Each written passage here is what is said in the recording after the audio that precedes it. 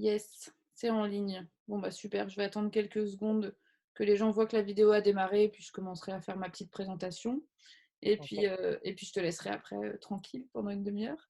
Mais voilà, ça marche. tu peux me sonner quand tu veux, de toute façon. OK. Donc bonjour aux 5 personnes qui sont déjà connectées, donc Clément comme d'habitude. J'imagine qu'il y a Charles et Seb aussi, c'est super. Du coup, on est reparti pour une heure. Aujourd'hui, on va entendre Coralie qui va nous parler de danse. Alors moi, je suis très contente parce qu'on n'a pas encore parlé danse du tout sur la diligence. Et on aura donc Coralie et puis Aurélie après qui parlera aussi de danse et de chorégraphie. Donc je suis très contente et j'ai hâte d'entendre tout ça. Donc Coralie qui est danseuse à l'Opéra de Lyon et qui va nous présenter son métier et ce qui lui tient à cœur, à savoir parler du répertoire. Donc j'ai hâte d'entendre tout ça. Coralie, c'est quand tu veux. Si tu es prête, on peut y aller. Et puis tu me dis Oui, quand tu veux. je suis prête, Sarah, on peut y aller.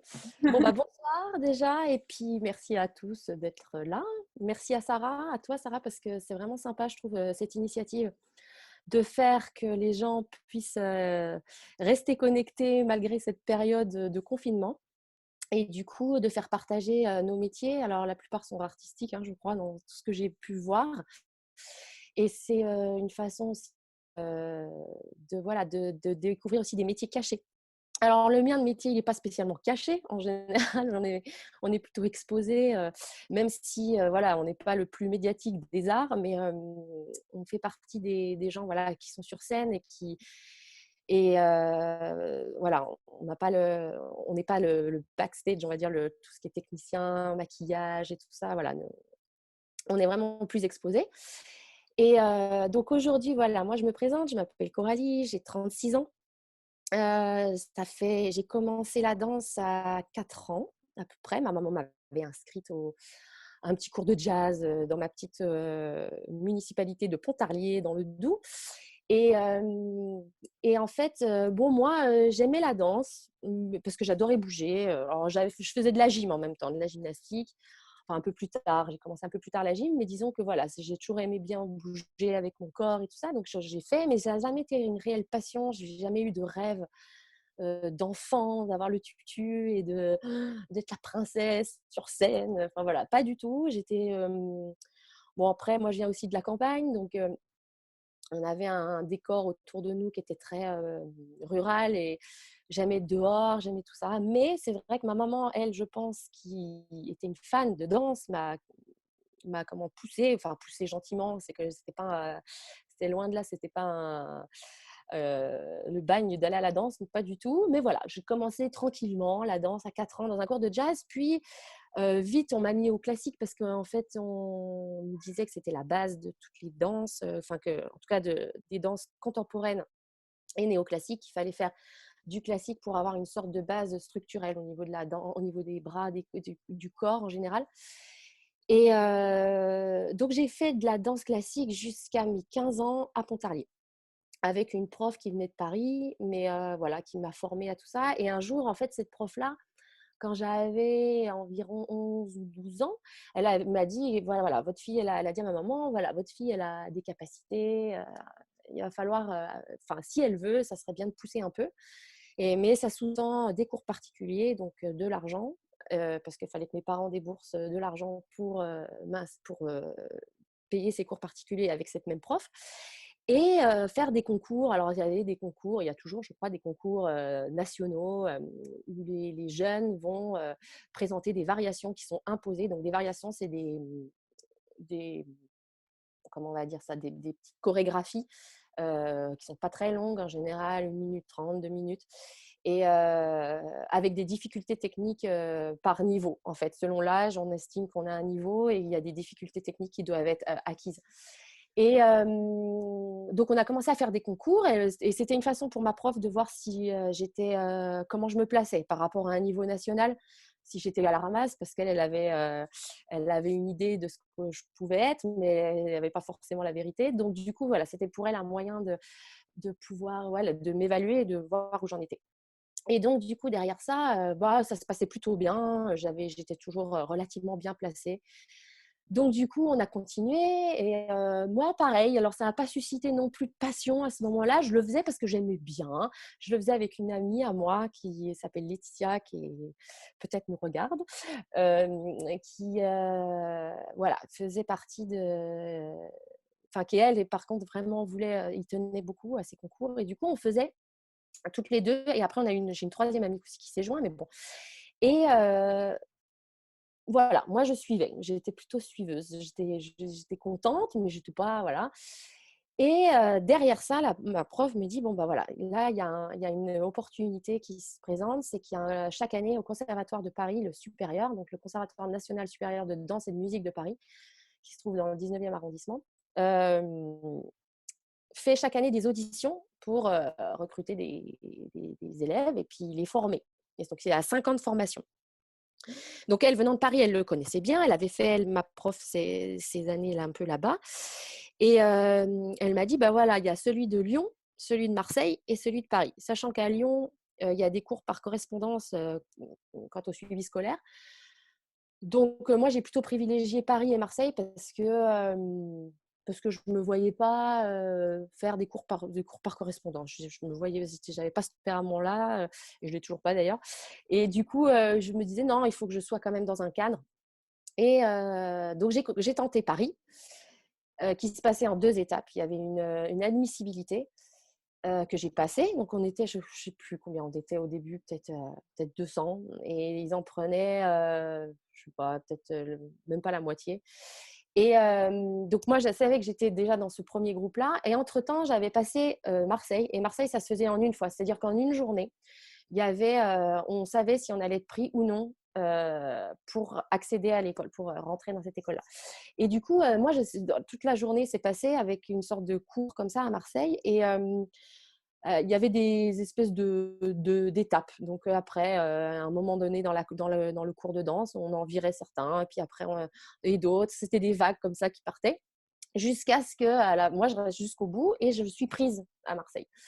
Donc bon, alors complètement en me disant, ah bon, bon, ok. Donc moi, je savais qu'à partir de ce moment-là, ma vie changeait. J'allais quitter mes parents, j'allais quitter ma ville, j'allais quitter mes amis pour la danse que j'aimais, mais qui à nouveau n'était pas quelque chose de primordial pour moi. Enfin, je ne voyais pas forcément ma vie là-dedans, mais c'était une chance qu'il ne fallait pas que je gâche non plus. Je me disais pourquoi… Enfin, voilà, c'était important que je le tente quand même. Moi, je sentais qu'il y avait quelque chose à faire. Donc voilà, je savais que je serais de toute façon soit à Marseille, soit à Paris. Et derrière ça, il y avait ce qu'on appelle l'admission à Paris en juin. Et j'apprends que je suis prise aussi. Donc ça s'est refait encore avec une sorte de concours. Il y avait des variations passées. Donc ces petites chorégraphies qu'on passe un par un avec le dossa. Et donc on nous dit, voilà, à la fin, il y avait un entretien aussi avec le directeur et puis le corps professoral. Et donc on nous dit, voilà, derrière, c'est… tu es admise. OK. Donc là, bon, bah, mon choix va plutôt vers Paris, même si parce que j'y connaissais pas grand-chose. Je compare un peu les profs qu'il y a à Marseille et Paris. Mais en fait, le choix, il a été clairement pratique. C'est que de chez moi, pour aller à Marseille, il fallait 6 heures de train. Pour aller à Paris, il en fallait 3.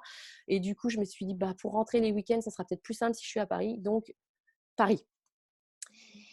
Et alors, mais quel bien, j'ai vraiment eu de la chance et vraiment eu je pense, enfin, je regrette absolument pas d'être allée à Paris. Ça a été une expérience incroyable. Donc, ça a été 5 ans de formation là-bas. Donc, moi, il y a 2 cursus. Il y a le cursus classique et le cursus contemporain. Donc, moi, j'avais présenté les concours en classique puisque ma formation était classique. Et donc là, on était 12 sur les, je ne sais pas combien à la base qui avaient présenté le concours. On n'était finalement que 12 à accéder à la première année. Et donc, je réalise qu'à moitié ce qui se passe. Et puis, j'arrive là-bas et je pense que je me dis, là, voilà, il faut… c'est une chance. Et en fait, quand j'arrive là-bas, les 2 premières années de formation, j'ai l'impression en fait qu'on me… Bah, en fait, j'avais l'impression que tout ce que j'avais appris techniquement parlant, on faisait quasiment plus rien. On restait à la barre. Donc, la barre, c'est vraiment l'endroit où on fait nos échauffements le matin. Et moi, j'y voyais aucun intérêt. Alors, je faisais parce que, voilà, je m'entendais bien avec mes amis, enfin, mes nouveaux amis là-bas. Je m'entendais ça se passait relativement bien avec les profs. Mais bon, alors techniquement parlant, je voyais pas que je progressais, au contraire même. Je pensais même régresser parce qu'on faisait et en fait, avec le recul, je sais pourquoi ils ont fait ça. C'était pour nous mettre dans une sorte de moule, en fait. Puis pour pouvoir travailler sur les 5 ans, pendant les 2 premières années, ils effaçaient un peu tout le côté, peut-être de manière qu'on pouvait avoir d'un prof qu'on avait eu ou tout ça, pour nous espèce d'homogénéiser. On nous homogénéisait pour plus tard laisser, nous laisser la place de nous exprimer. Mais sur le moment, moi, je ne le savais pas vraiment. Et du coup, donc voilà, bon, je faisais. Il faut savoir aussi qu'en parallèle de tous ces cours classiques, on avait des cours de contemporain. Donc, le contemporain, qu'est-ce que c'est? Définir le contemporain, c'est assez compliqué parce qu'en fait, donc c'est une danse actuelle, d'où le nom, mais chaque prof a son style. Donc, il n'y a pas un style contemporain. Autant le classique, chaque prof de classique va enseigner une technique classique, une méthode, même si des fois les méthodes peuvent être un peu différentes, mais les pas sont les mêmes, c'est très codé. En contemporain, pas du tout. C'est beaucoup plus libre. On a quelques mots qui peuvent comment dire, qui peuvent se retrouver selon les profs et tout ça, mais globalement, chacun a sa technique. C'est une façon de bouger. Euh, voilà, assez propre et selon les personnes. Et du coup, on avait 2 ou 3 profs de contemporain, je ne sais plus exactement. Donc, nous, en tant que danseurs classiques qui avions l'habitude de danser toujours avec les mêmes mots, le même langage, le même code, tout d'un coup, à 15 ans, moi, je découvrais un autre langage. Alors, qu'on aimait plus ou moins, parce que nous, ce qu'on aimait en tant que jeunes classiques, c'était d'arriver à performer en classique, bien sûr. Donc, il pouvait y avoir un peu de oh là là, je ne peux pas faire le contemporain, j'aime pas ça, c'est moi mon truc, blablabla. Mais, mais avec le recul, ça a été une expérience incroyable parce qu'il y avait une richesse d'esprit, enfin une richesse de mouvements qui nous ont construits en fait. Il y avait chaque étape qui se. Et du coup, donc pendant 2 ans, ça a été un peu comme ça jusqu'à ce que la troisième année, moi j'ai eu cette prof qui m'a fait un déclic réellement. Où là, je me suis dit, bah non, je vais peut-être abandonner l'idée que je vais faire un BTS tourisme après mes 5 ans de formation à Paris, parce que c'était quand même mon idée. Euh, Finalement, j'aime la danse. Et pourquoi? Parce qu'elle avait mis une dimension artistique à ce que à la technique en fait, à la technique de danse. Moi, d'un coup, j'y voyais un moyen de m'exprimer que j'avais pas forcément eu avec le contemporain parce que peut-être j'étais pas assez mature à ce moment-là, j'en sais rien. En tout cas, ça m'avait pas parlé. Mais moi, cette prof-là de classique, tout d'un coup, m'a parlé dans du détail. Comment descendre d'une demi-pointe, pourquoi un bras comme ci, comme ça. Ça avait un sens parce que tout d'un coup, ça a donné une dimension qui était artistique. Et donc voilà, donc moi j'ai continué mon cursus là-bas comme ça pendant les 5 ans. Et la dernière année, il y avait c'était une année de junior ballet, donc c'était une sorte de préparation, une sorte de répétition à la vie professionnelle. En fait, on apprenait 4 ballets de chorégraphes plutôt classiques, néoclassiques. Donc classique, néoclassique, le néoclassique, c'est entre le contemporain et le classique, c'est-à-dire qu'on utilise les lignes classiques, on utilise les codes classiques en général, mais on leur laisse une part de liberté qui est un peu plus grande que dans le classique. On se permet un petit peu plus de choses. Et du coup, ben moi, voilà, là, j'étais lancée. Je savais que c'était ça que je voulais faire. Et j'ai eu beaucoup de chance. C'est que j'ai auditionné pour le Ballet du Rhin et j'ai été prise.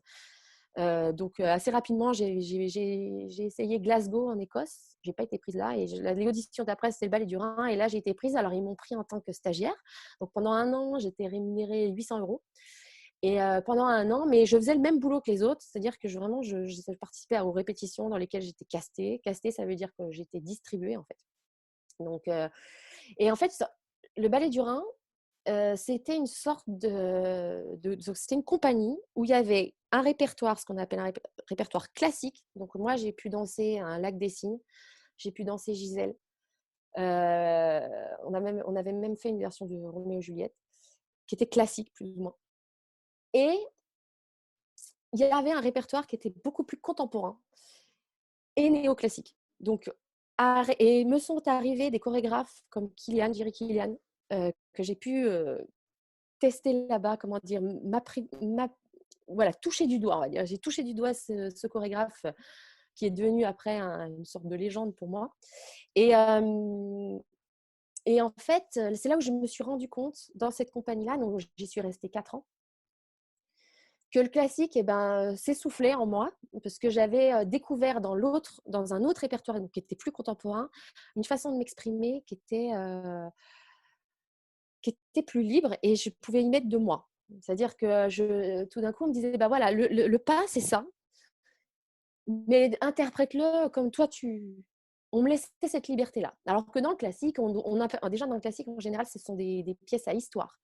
Donc, par exemple, le lac des cygnes, on fait un cygne, quoi. Donc, elle est amoureuse, elle est plus, voilà, elle est en colère, elle est heureuse, et tout ça. Bon, on raconte une histoire. Dans les ballets qui sont plutôt contemporains ou néoclassiques, en général, c'était beaucoup plus abstrait. Donc, ce sont les pas qui nous influencent, ou musique aussi, qui peut nous influencer. Et là, par exemple, je vois la photo qui est en train de défiler à l'écran. Donc, ça, c'est une pièce ça s'appelle Work Within Work, c'est une pièce de William Forsythe qui est complètement dans le domaine néoclassique contemporain même maintenant.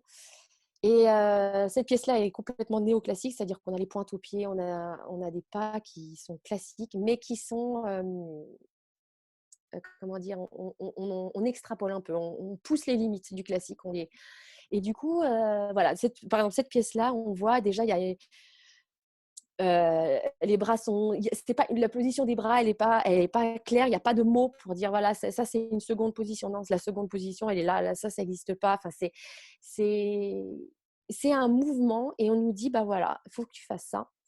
Mais maintenant, à toi de me montrer, en gros, hein, c'est pas, bien sûr, ils le disent pas comme ça, mais je veux dire, c'est notre travail d'y mettre tout ce qu'on est. En tout cas, moi, c'est comme ça que je le ressens. Et, du coup, quand j'étais au Ballet du Rhin et que j'ai commencé à toucher à ce répertoire donc néoclassique et tout ça, je me suis dit bon là moi c'est fini, je reviens plus au classique, même si alors pour moi de loin ça reste enfin peut-être pas de loin, mais en tout cas ça reste une base de toute façon je pense pour les danses de compagnie européennes, voire aussi aux États-Unis, tout ça, mais dans ce qu'on appelle des compagnies, donc c'est des troupes de danseurs où on est payé par la ville, ou voilà, tout ça. On, on nous demande un répertoire qui est assez large et du coup, effectivement, le classique est une sorte de base pour après accéder à différents styles.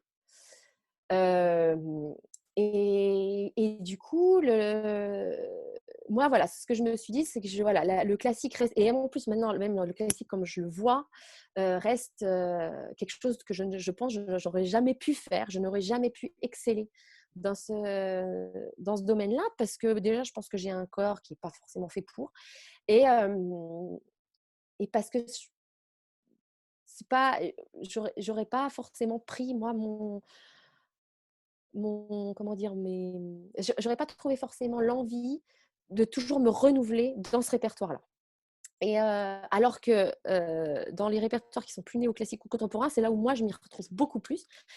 Et donc, quand je suis au Ballet du Rhin, je comprends que le répertoire néoclassique et contemporain me convient mieux. Et là, j'ai l'opportunité d'aller à Lyon, où je sais que le répertoire là-bas est beaucoup plus contemporain que là où j'étais, parce que le classique n'existe pas. Mais par contre, pour rentrer, on nous auditionne sur un cours classique. Et donc, il faut cette base. Il la fallait. Donc, très bien. Et moi, je n'ai jamais quitté le classique depuis 4 ans au Ballet du Rhin. On en a toujours fait. Donc, j'étais prête pour aller à Lyon. Et j'ai eu de la chance, une chance incroyable, parce qu'on sait à quel point c'est dur de rentrer dans cette compagnie. Et je rentre à Lyon en 2007. Et depuis, je n'ai pas quitté Lyon. Alors, on pourrait se croire que, en étant française, c'était la solution la plus facile, parce que voilà, je reste en France, j'habite pas loin de chez mes parents. Lyon, c'est une ville sympa, voilà. Mais il faut dire quand même que cette compagnie regroupe un répertoire. Donc là, j'insiste vraiment sur ça, c'est un répertoire ultra large. Moi, j'ai ultra large et qui, moi, m'a nourrie pendant maintenant, c'est ma 13e année là-bas. Je suis encore nourrie par ce répertoire après 13 ans, ce qui est quand même pas forcément évident. Et je vois pas de compagnie en Europe ou même ailleurs, en fait, même ailleurs dans le monde, qui a ce type de répertoire-là. Je crois on a de la chance, on a vraiment de la chance d'avoir. Alors, je pense aussi il y a les moyens. La ville de Lyon donne les moyens pour ça, mais on a les chorégraphes les plus connus au monde. Euh, Même des années 50, par exemple, il y a un chorégraphe qui s'appelle Merce Cunningham et une autre qui s'appelle Trisha Brown, qui fait partie du postmoderne américain. C'est des gens qui ont révolutionné la danse parce qu'on est parti dans les années 50, le classique, c'était que le classique, il n'y avait que ça. Et ces gens-là ont cassé les lignes, ils ont cassé les codes. Et alors, peut-être maintenant, ça peut paraître plus ou moins, après, ça dépend des gens, mais moi, je sais que ça peut paraître un peu vieillot, ou je sais pas. Moi, mais voilà. Mais à Lyon, on a la chance de pouvoir toucher à ces grands noms. Et aussi, on a chaque année des chorégraphes, des jeunes chorégraphes ou des chorégraphes qui sont qui sont complètement actuels, en fait. Donc, et on a aussi les grands noms de la danse des années 90, Kilian, Forsyth. Donc là, par exemple, la photo qui est là sur l'écran, c'est le même que tout à l'heure où je vous commentais la photo. C'est toujours William Forsythe. Donc là, on voit, voilà, je suis dans une attitude. Il y a des gens qui ont fait du classique qui regardent là, on peut clairement dire dans quelle position je suis en attitude derrière. Mais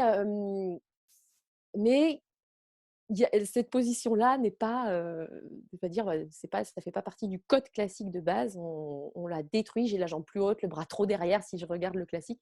Mais voilà, là, on est dans du néoclassique pur. Et donc, du coup, moi, derrière ça, je rentre à Lyon et là, je comprends que le répertoire dans lequel je vais évoluer pendant maintenant 13 ans m'a construit. Et m'a construit pas que au niveau physique, mais m'a construit aussi au niveau mental. Enfin, j'ai une, j'ai touché à tellement de gens, de personnes qui m'ont donné leur philosophie de vie via la danse. Euh, Parce qu'un jour, on va avoir un chorégraphe qui veut nous parler des frontières, des limites entre qu'on sait que les hommes se sont mis. Et via la danse, nous, on travaille avec lui et par le mouvement, on rentre dans son monde à lui, on rentre dans une idée qu'il veut défendre. Et, et c'est tout un parcours, on va dire, mental pendant une création avec un chorégraphe. Et en même temps, on apprend tellement sur son corps et sur ce qu'on est capable de ressentir nous-mêmes. Déjà, je parle d'une façon très égoïste, de vraiment très basée sur moi. Il y a des choses que j'aurais jamais pu imaginer danser ou même je me suis jamais dit oh, ça je serais capable de le faire ou ça mais on nous met tellement dans un avec des gens de talent en général vraiment dans un où la danse fait partie de notre expression, mais elle est loin d'être, c'est la base on va dire, mais elle est loin d'être tout. On passe un message, alors on ne veut pas forcément avoir un message à toutes les pièces de danse, mais il y a quand même une idée qu'on veut laisser passer aux spectateurs. Et ce qui est assez beau, je trouve, c'est que dans l'art abstrait comme celui-là, euh, le chorégraphe a sûrement son idée. Des fois, il ne nous la transmet pas. Et, mais nous, on ressent les choses d'une certaine manière. Et en général, ils sont assez ouverts pour nous laisser cette liberté de mouvement et d'expression, pour nous laisser, même si ça ne colle pas exactement avec leur idée de base, ils vont voilà, nous laisser nous l'approprier et nous laisser libres de l'interpréter à notre manière. Moi, je vais avoir mon interprétation de sa cible. Le chorégraphe ne veut pas quelque chose de très précis. Il va me dire non, là, je veux que tu fasses ça. Non, non, je le veux plus comme ça. Bon, bah là, ok, je ferai de mon mieux. Mais s'il ne me le dit pas, moi, je vais avoir ma propre interprétation. Et le public, quand je parle après avec des amis qui sont dans la salle ou mes parents ou tout ça, qui sont soit des gens qui connaissent la danse ou d'autres qui ne le connaissent pas, vont me donner un message sur ce qu'ils ont ressenti. Et c'est hyper intéressant parce qu'en général, il y a des avis assez différents. Ça peut être très tranché, ça peut l'être pas du tout. Il y a des gens qui aiment justement ce vague-là, il y en a d'autres qui ont besoin d'y trouver un sens. Donc, ils vont trouver quelque chose qui peut être très, très, très intéressant. Et d'autres qui se laissent porter en disant: «Ah ben moi, j'ai vu ça, j'ai vu ça». Et il y a d'autres qui sont frustrés parce qu'ils n'ont pas pu comprendre. Parce que souvent, c'est ça qu'on nous dit, c'est mais j'ai pas compris. Et là, la photo qu'on voit en ce moment, c'est le fameux chorégraphe dont je vous parlais tout à l'heure, Jerry Kilian, qui, donc ça, c'est une pièce qui s'appelle One of a Kind, qui dure 2 heures.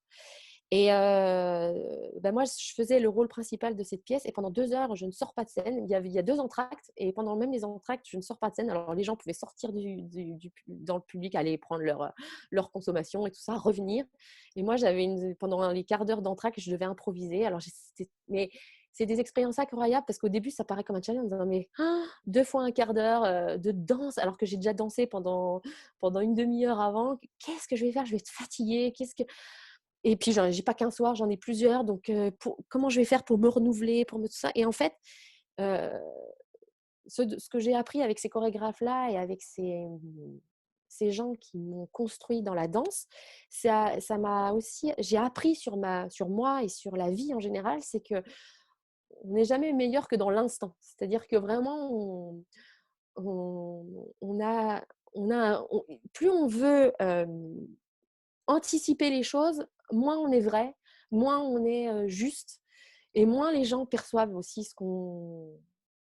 notre intérieur finalement. Plus on se laisse aller à la ah tiens, je vois que ça, tiens, je vais pouvoir aller voir, je vais aller voir cet objet, je vais aller improviser vers ça.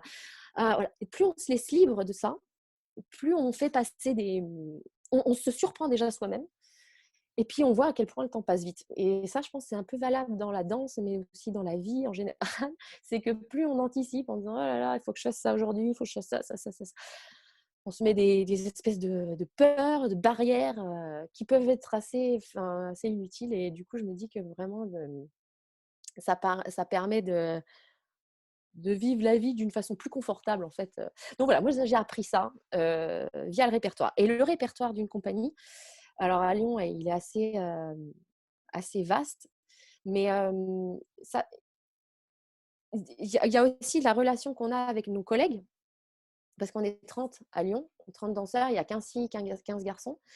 Et, et moi, je sens vraiment qu'on est un vrai groupe.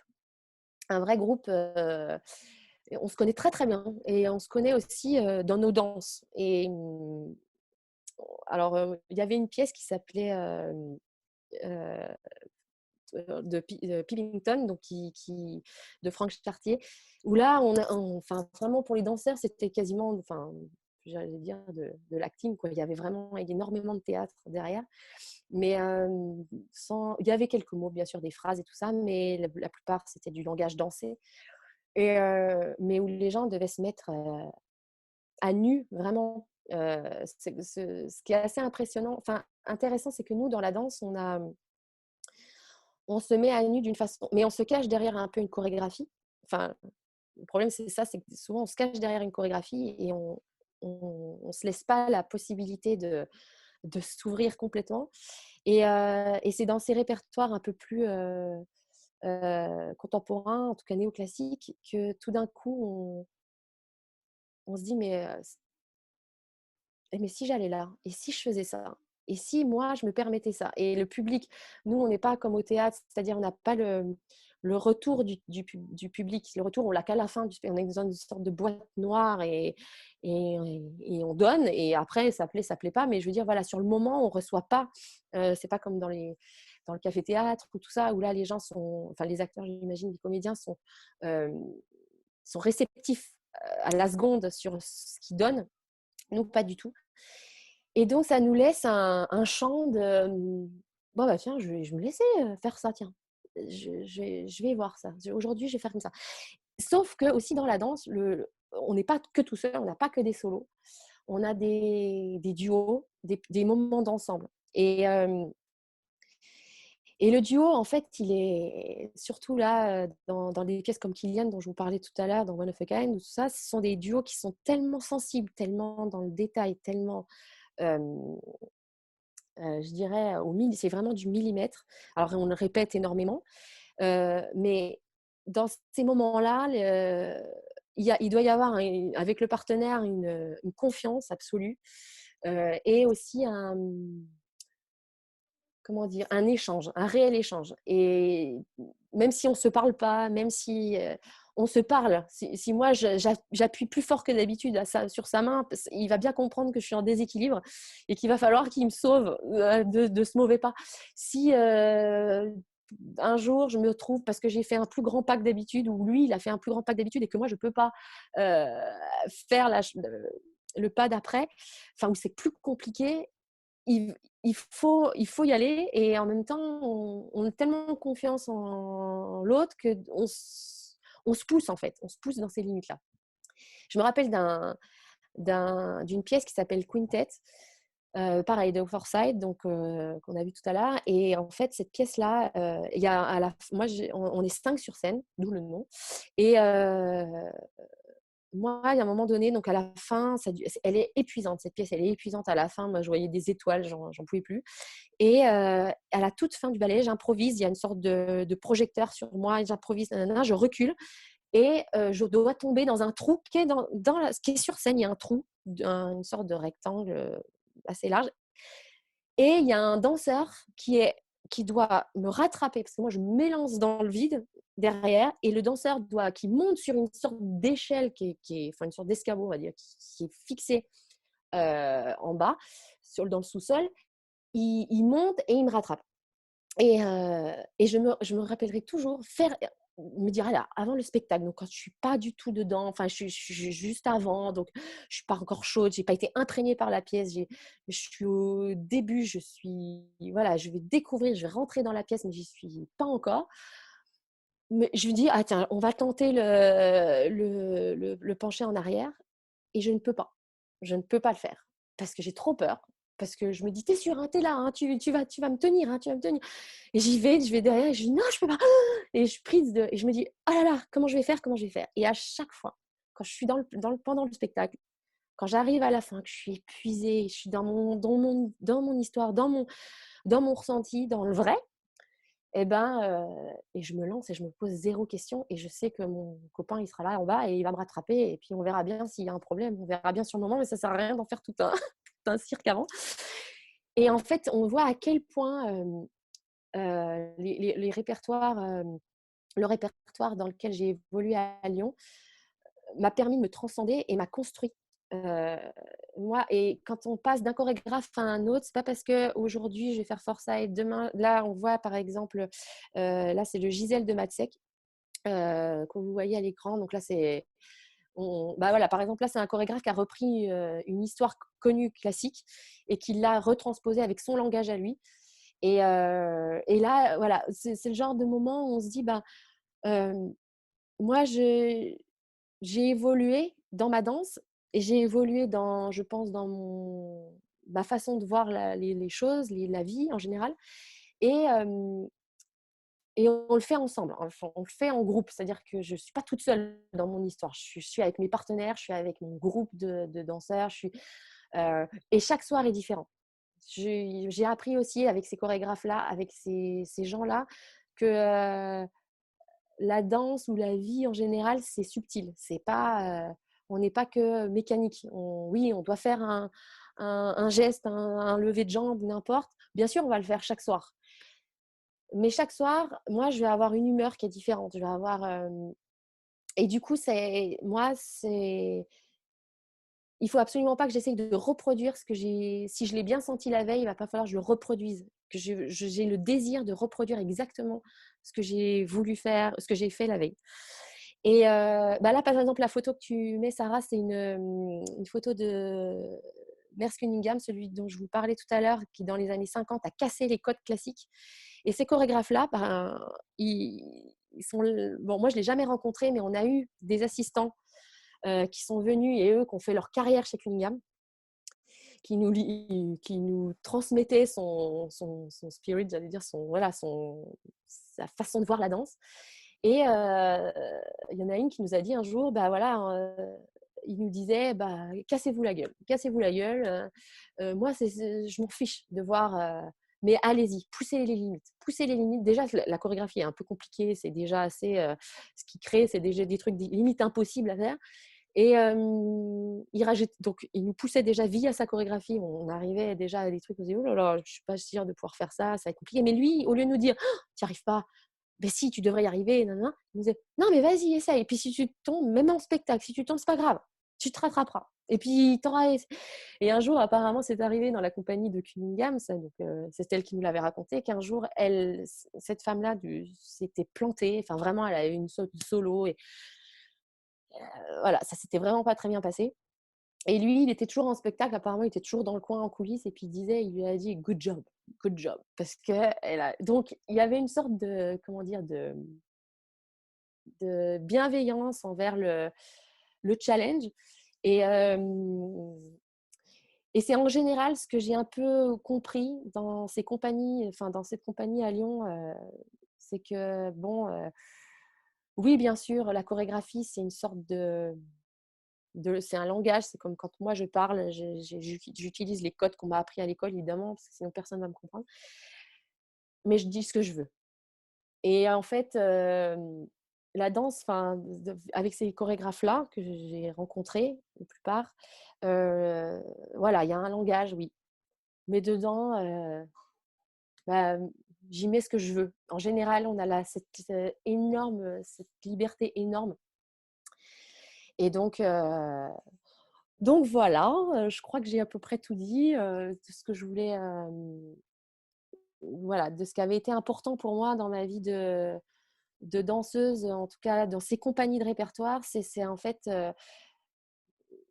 une largesse de vie et de vision des gens qu'on a rencontrés, qui ont évidemment des cultures différentes, parce que le monde de la danse, il est évidemment pas que français, il est de partout.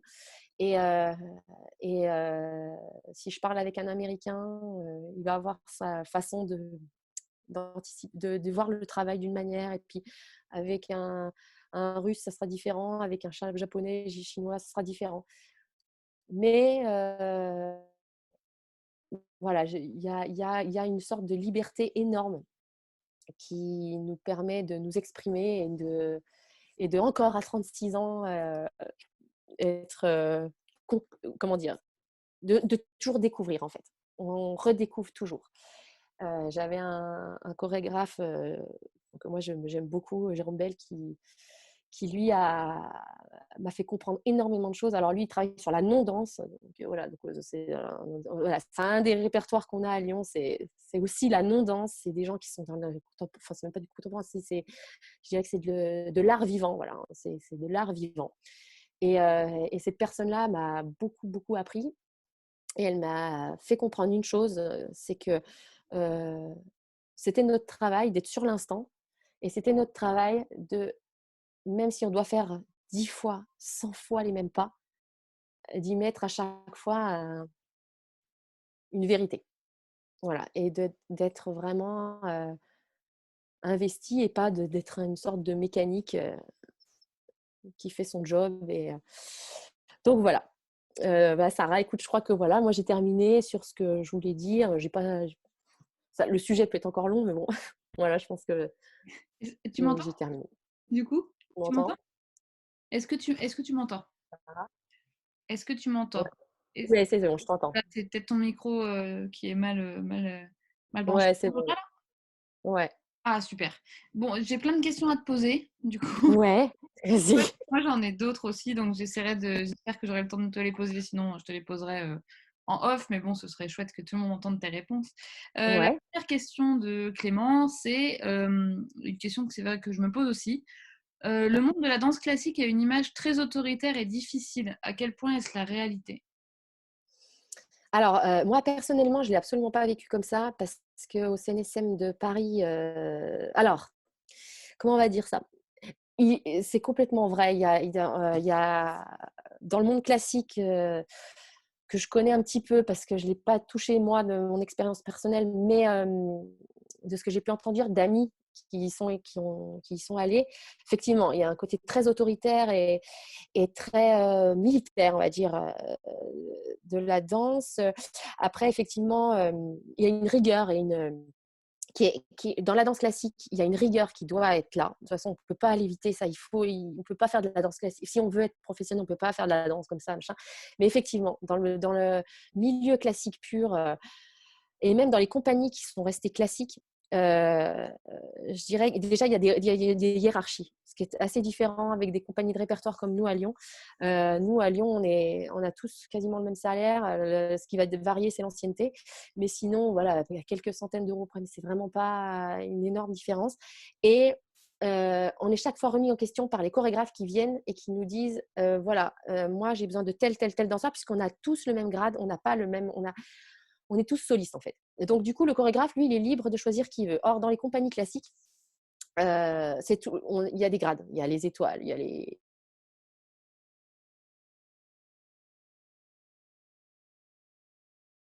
qui est quadrille, j'en sais rien. Et du coup, ben, ça met oui, il y a un côté plus rigide, plus militaire. Après, il y a aussi un vrai problème dans le milieu classique, et dans la danse en général, quand on met son gamin dans des conservatoires classiques et tout ça, c'est le problème par rapport au poids et par rapport à la silhouette. Il y a une ancienne école, mais qui est encore présente bien sûr dans ces milieux-là, et qui est de vouloir une sorte de corps complètement stéréotypé. Et j'ai envie de dire que c'est un peu dommage parce que, mais malgré tout, c'est vrai que le classique demande ça. C'est ça aussi qui est très dommage, c'est que on veut des filles, voilà, pour faire un lac des signes, on veut des filles qui soient à peu près toutes pareilles, la même taille, le machin. Et du coup, on bribe tout ça. J'espère que ça va évoluer un peu. Je pense que ça évolue un petit peu, mais je sais encore qu'au conservatoire à Paris, c'est encore assez présent. Moi, je sais que j'avais des cours de nutrition à 15 ans. Enfin, et puis, j'allais dire, pas forcément fait d'une bonne manière. C'est-à-dire qu'on nous disait, voilà, une baguette, c'est l'équivalent de 4 pains au chocolat. Un pain au chocolat, c'est l'équivalent de 4 baguettes en nutritionnel. Donc, bien sûr, quand vous mangez un pain au chocolat le lendemain, parce que vous êtes en famille ou n'importe, vous le mangez autrement que si on ne vous l'avait jamais dit. Et en plus, c'est à des âges où on a 15 ans, voilà, c'est là où on se développe, on se forme, hormonalement parlant et tout ça. Donc, c'est assez. Mais effectivement, c'est vrai. Moi, je dirais à Clément que effectivement, le milieu classique, je pense, va évoluer, j'espère vraiment. Mais il y a un côté, comment je dirais, culturel du classique qui, qui a du mal à bouger ça, ça a du mal à évoluer. Et le répertoire classique demande aussi une sorte de. Voilà, une fois, on avait fait une pièce classique à Lyon. Et c'est la seule fois où on l'a fait, je crois. Enfin, on a eu ce genre de répertoire-là. Et on s'est vu, nous, en col en chair, avec les pleins feux. Bon, bah, c'est vrai qu'on fait le double. On a l'impression de faire le double de poids que d'habitude parce que rien n'est fait pour nous mettre en valeur, en fait. Les lumières pleines tronches, les collants qui sont collants en blanc, en chair, les petites bretelles là, on a l'impression qu'on est des nageuses des derniers JO. Enfin, donc, c'est vrai que voilà, c'est complètement encore actuel. Et c'est pour ça que je disais tout à l'heure, je pense que moi, j'aurais jamais pu faire carrière dans le classique parce que j'avais pas le corps pour aussi. Je pense qu'il faut vraiment un corps classique.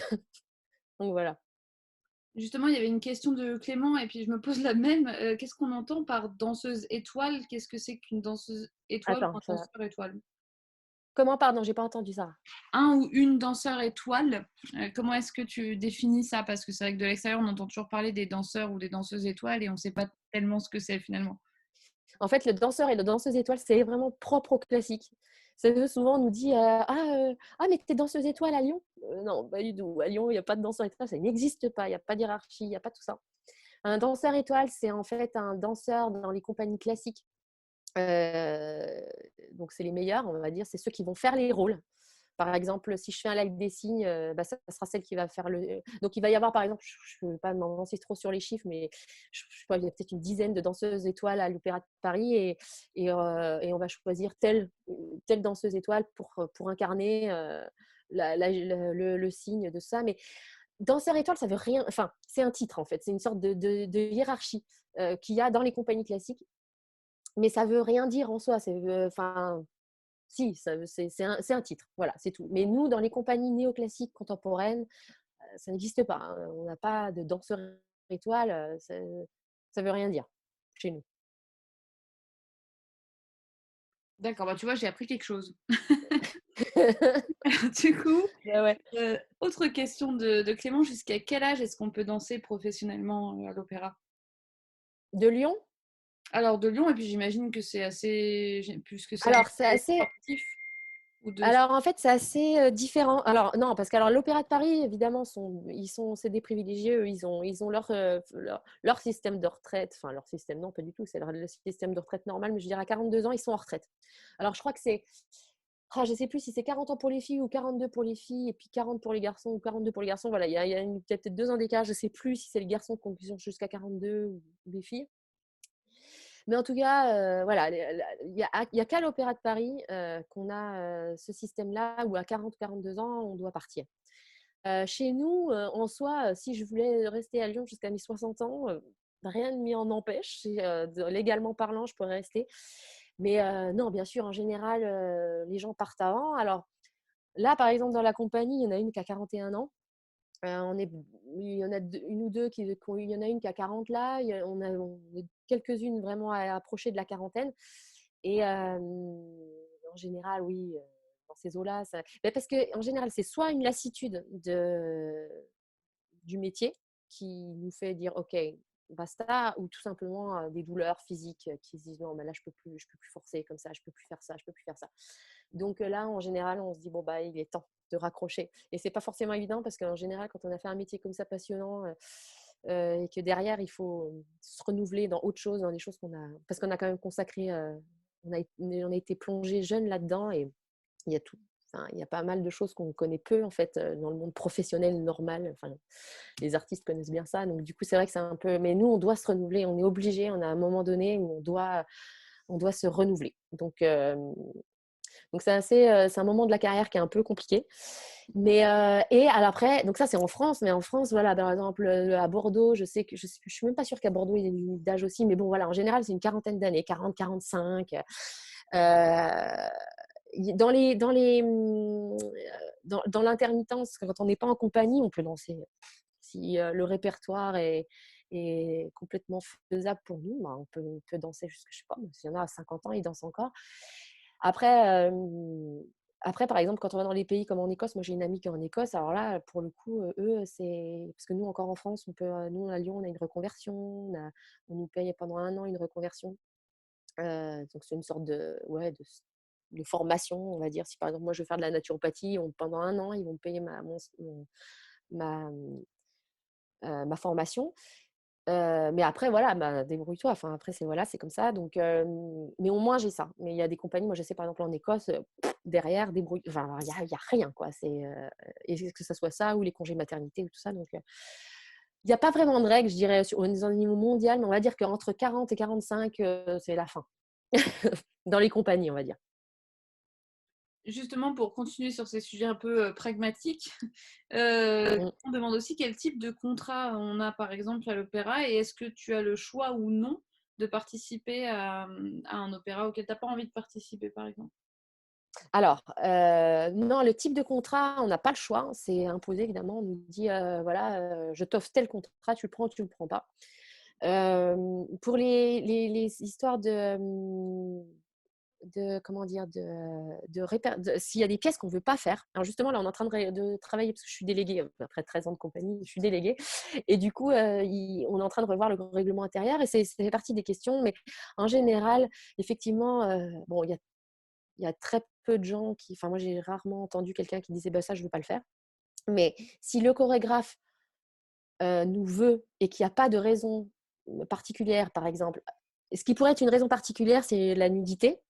La nudité, on serait en droit de dire bah non, moi, ça, j'ai pas envie. Ou par exemple des prises de risque. Si par exemple, je sais pas, il y a un mur et qu'on doit marcher sur un mur, je pense que là, c'est complètement discutable avec un chorégraphe. On va dire, moi, j'ai le vertige, je peux pas faire ça, c'est impossible pour moi de faire ça. Donc, Évidemment, je pense que là, mais ça reste flexible il y a rien de. Je pense que chaque compagnie a ses règles. Nous, à Lyon, c'est assez flexible, mais on n'a pas eu réellement. Il y a une pièce de Kylian, justement, où on est seins nus, les filles. Je sais qu'il y a eu une année où il y a une fille qui, voilà, elle avait eu 2 enfants, sa poitrine ne lui plaisait pas, elle se sentait pas, elle était complexée, elle se sentait pas de le faire. Et elle a parlé, même pas au chorégraphe parce qu'il n'était pas là, donc c'était à l'assistant du chorégraphe en disant, moi, je me sens pas de faire cette pièce-là seins nus. Il lui a dit OK, il en a parlé avec la direction a dit bah, pas de problème, on te remplace. Et puis voilà, et ça s'est fait complètement enfin, ouais, il n'y a pas eu de problème là-dessus. Je suis en train d'essayer de réunir les questions parce qu'il y en a beaucoup. Ah Euh, oui. alors, une autre question, du coup, par rapport à la relation, ça tombe bien parce qu'Aurélie nous en parlera aussi tout à l'heure, mais c'est bien d'avoir ton point de vue là-dessus. Mm. Quelle relation a-t-on avec sa chorégraphe ou son chorégraphe? Et est-ce que tu as ton mot à dire dans une chorégraphie? Alors, la relation en général, alors là, à nouveau, je vais faire un parallèle avec enfin, pas un parallèle, mais justement, oui, si, un parallèle avec le classique, c'est qu'en général, avec le classique, il y a un côté. En fait, le classique, il y a une sorte d'infantilisation beaucoup. Et celui qui nous retransmet, alors lui, il n'est pas chorégraphe, mais c'est celui qui retransmet une œuvre, parce que les chorégraphes, ils sont morts depuis un moment. Mais je veux dire, voilà, ceux qui retransmettent une œuvre, ils vont avoir un côté de. C'est le chef. Et on fait ce qu'on nous demande. Dans les versions plus contemporaines, enfin dans les chorégraphies plus contemporaines ou néoclassiques, c'est différent quand même. Il y a pas du tout il y a beaucoup moins cette urgence. Alors évidemment, un chorégraphe, il a complètement en droit de dire, moi, je veux que tu me fasses ça comme ça. Ça, comme tu le fais, j'aime pas. Ou je préférerais comme ça. Mais on a une liberté de parole qui vont dire, bah écoute, moi, est-ce que ça te dérangerait si je le fais plutôt dans cette direction? Ou est-ce que si je le prends là, ça te va quand même? Parce que pour moi, ça me semble plus facile de faire comme ça. Il va écouter, il peut dire bah non parce que j'aime pas le rendu, ou ben oui carrément fais ça. Mais au moins il y a la possibilité de l'échange et il n'y a pas cette. Alors, après chez les danseurs il y a quand même on a cette culture de la rigueur et de la discipline. Donc on va jamais remettre en question un assistant réellement. C'est rare, hein, ça peut arriver bien sûr, mais je veux dire on remet pas en question un choix d'un chorégraphe ou d'un assistant de chorégraphe. On estime que voilà, s'il nous transmet comme ça, c'est que parce qu'il le sait, il l'a dansé, il l'a fait, voilà. Après, ça peut arriver que nous, on se dise, bah, moi, je suis pas à l'aise en faisant ça, ça me fait mal là, ou je sais pas, avec lui. Ah, bah, il va dire, bah, vas-y, change la grippe, change avec ton partenaire, fais autrement.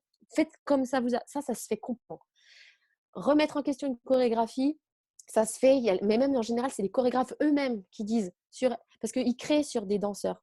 Donc, ils vont dire, moi, quand j'ai créé ma chorégraphie, je l'ai fait sur une danseuse. Là, euh, maintenant, je la retransmets à quelqu'un d'autre qui, bah, comme j'ai casté les gens, je vais lui dire, oui, bah, tu m'as fait penser à cette danseuse, mais je ne suis pas la même personne. Donc, il va se permettre, lui, de dire, à ce moment-là, je vais changer la choré et je vais faire ça parce que c'est plus adapté à toi. Donc ça, c'est génial. Parce que aussi, on a l'impression d'avoir son... Ah bah avec moi, il a fait ça. Voilà, donc il s'adapte vachement.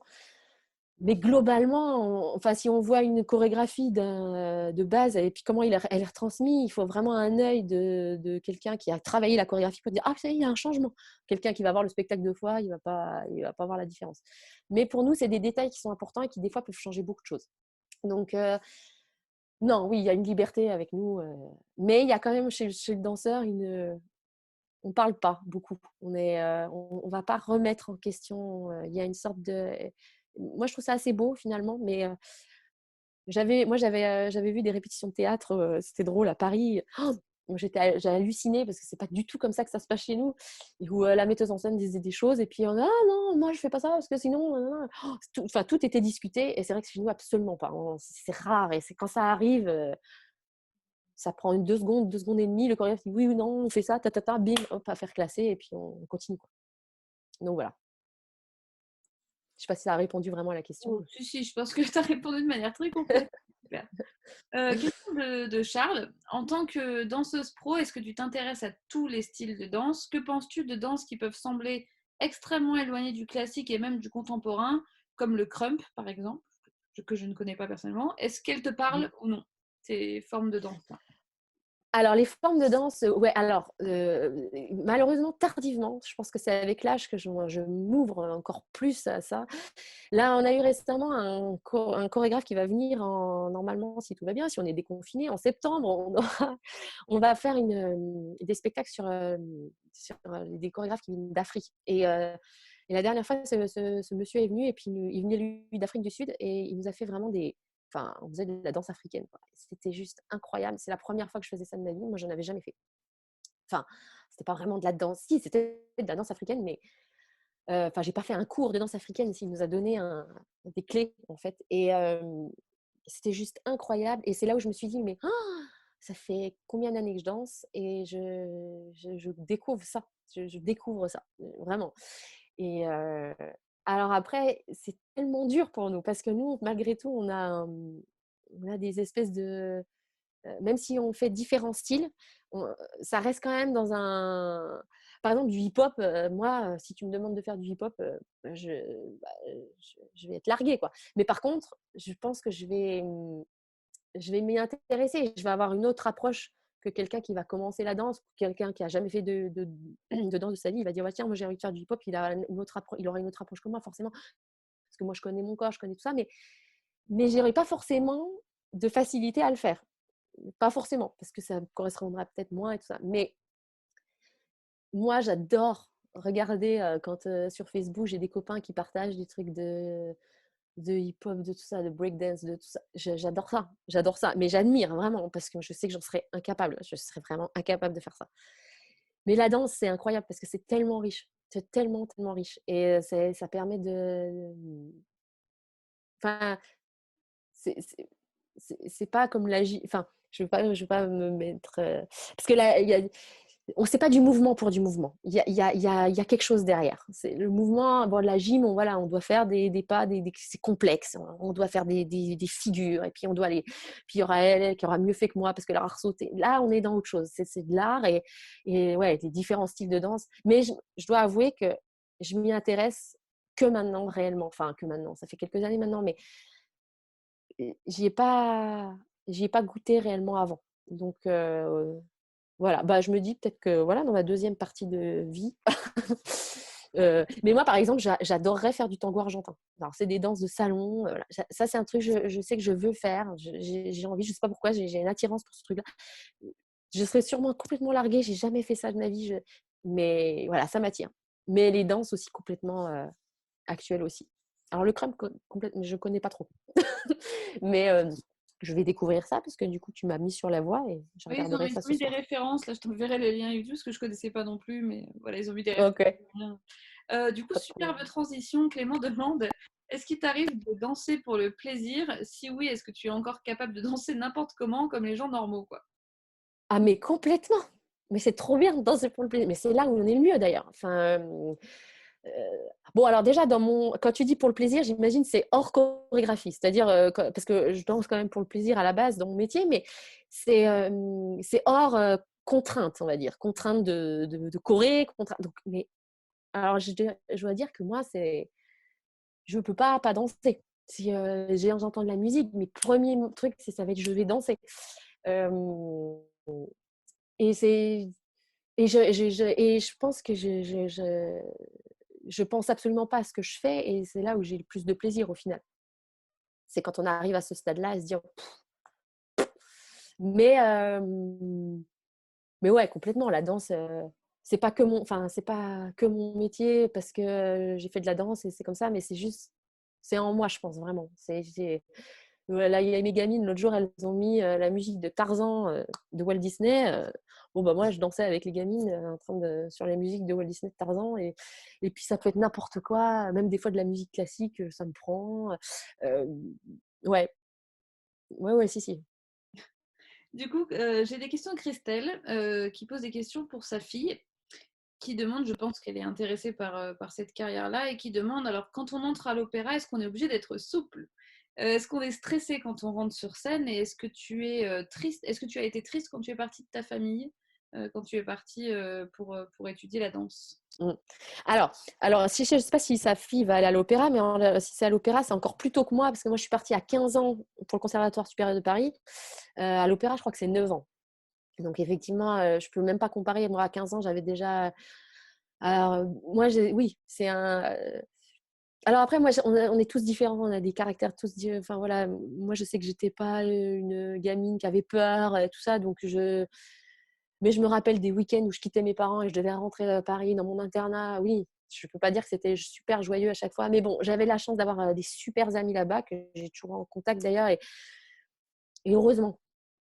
Le milieu fait beaucoup, le milieu, enfin, les gens qui nous entourent font énormément.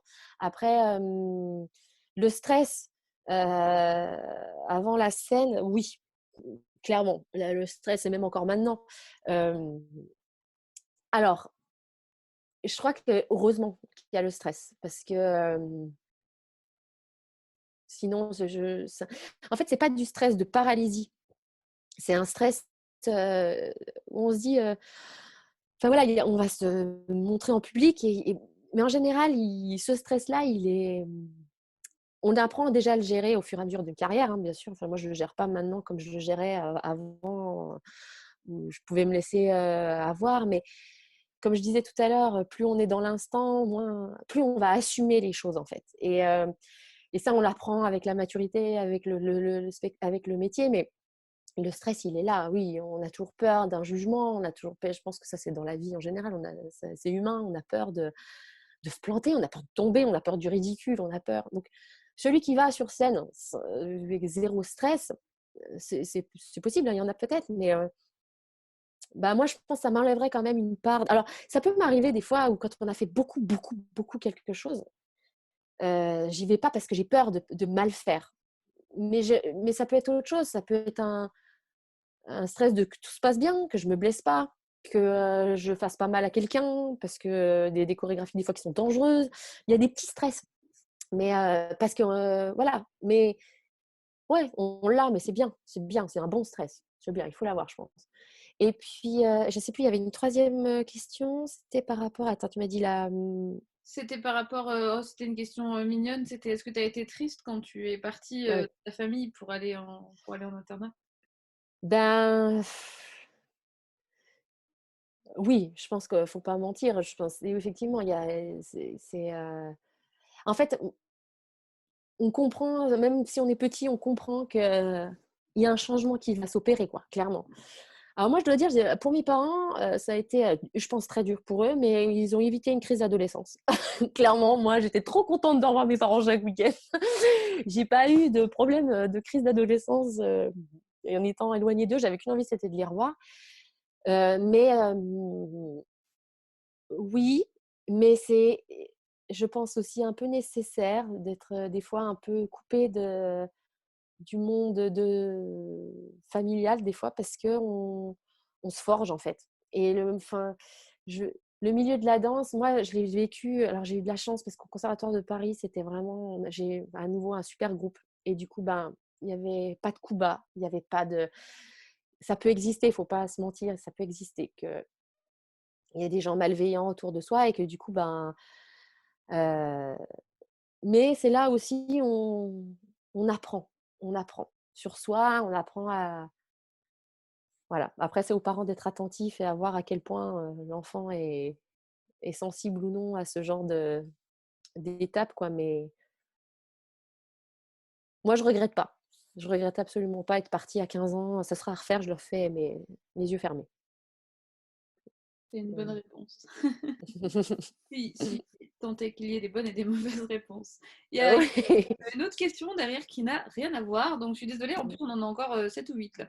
Vas-y. Une question de Charles. Que penses-tu de la représentation du lac des Cygnes dans le film Black Swan de Darren Aronofsky? Si tu l'as vu. Hein. Ouais, je l'ai vu il y a longtemps.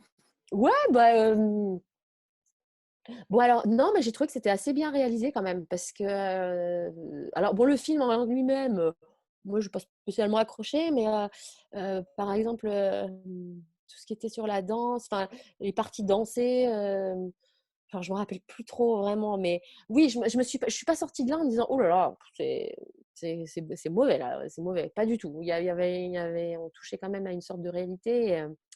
Alors, bon, elle, voilà, elle est machiavélique, enfin, je sais plus trop l'histoire, mais voilà, elle avait un côté très dark que ça peut provoquer malheureusement chez certaines danseuses ou danseurs d'ailleurs, quand c'est trop, quand on est coupé. En fait, voilà, il y a un danger à tout ça, c'est que dans la danse et quand on est dans les grandes écoles comme l'opéra surtout et les conservatoires, on est coupé du monde. On est dans une sorte de mini-monde. On se connaît tous, on connaît les gens qui sont au-dessus de nous, dans l'année au-dessus de nous, ceux qui sont en dessous, nos profs, la hiérarchie, tout ça on connaît.